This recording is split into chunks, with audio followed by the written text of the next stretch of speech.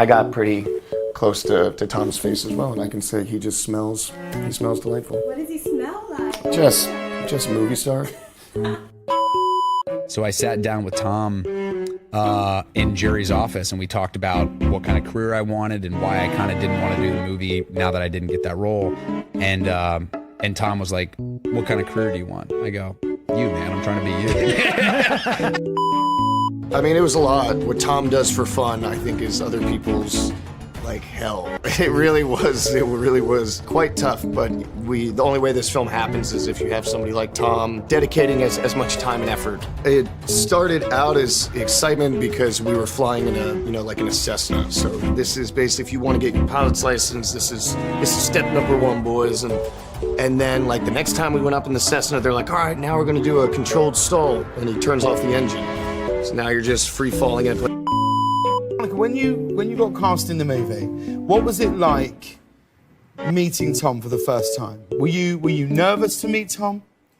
I didn't think I was. I'm not usually very starstruck. We're kind of like being bros and being like, yeah, we're cool, we're gonna be fine. He walks down the hallway and suddenly couldn't feel my legs. He starts shaking hands with everyone in a circle. I was like, okay, I'm last, be cool, this is fine, you're cool. Shakes my hand, looks deep into my eyes, and I forgot my name. And I look across, and I think you just were sort of like, is she okay? Did we hire the right person? And I look across, I see Jay Ellis just smiling at me like, you're a mess. There's a training course that we had to pass in San Diego where they essentially blindfold you and strap you to a chair and then submerge you in water and then flip you upside down. I mean, just imagine that. Like, that's a pretty unusual situation to be in. And then there were a couple of flying moments where going 480 knots, 100 feet off the ground into a canyon, and the walls are like, maybe less than 100 feet off each wingtip. And so that was pretty wild. And then in the middle of that, Tom's like, hey, you going to LA? And I was like, yeah. And he's like, grab your bags.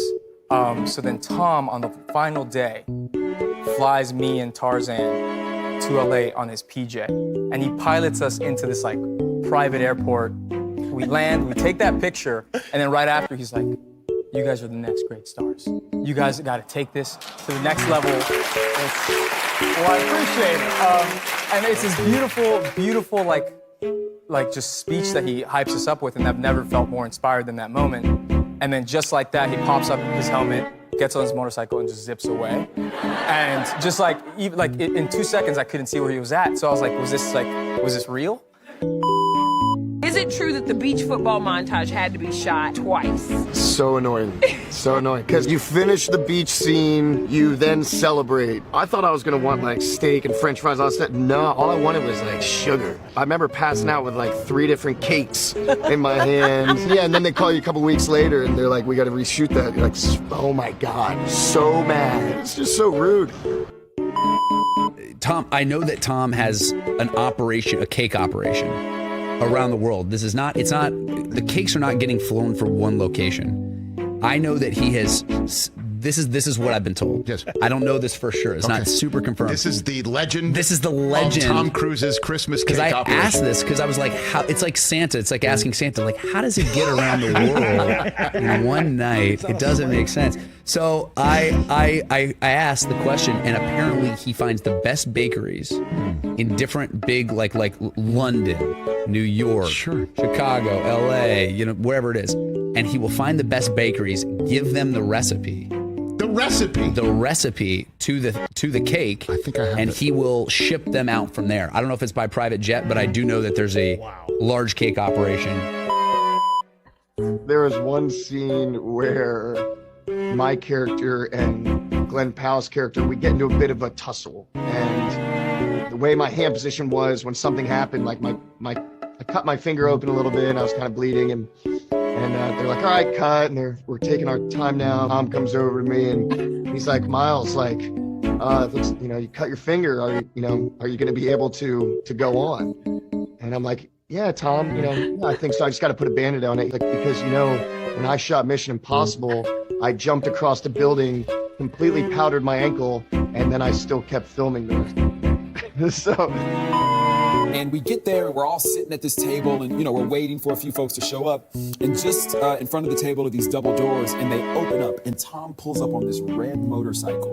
And he hops off, and he takes his helmet off, and he just does one shake, and it just falls perfectly. Stop. I have goosebumps. And the helmet goes back, and it just disappears. It floats in air. We don't know where it went. Here to here. Right? And then he walks through and he goes, hey, I'm Tom Cruise. And everyone is like, is this a prank show? Is this the movie? Like the sun is behind him. He's perfectly lit. You know, like it's crazy. It's actually not the sun, it's a team. Compared to what since Tom Cruise isn't here, we're just gonna talk about it. Compared to what I expected, Tom Cruise was much more. Oh, man, he started. Everyone's phones just go up. I don't know, because you expect so much. He was even more Tom Cruise than I expected Tom to be. Final answer, move on. That's it. Stuff, and so we landed. I'm just like, man, I'm not feeling too good. And I was like I was really hot, and I just started itching like crazy. So I get out of the jet, and I'm just covered in hives, like head to toe. I have sensitive skin anyway, truth be told, like Irish, Scottish skin. No dyes, no nothing, just ideally no sun. Nothing.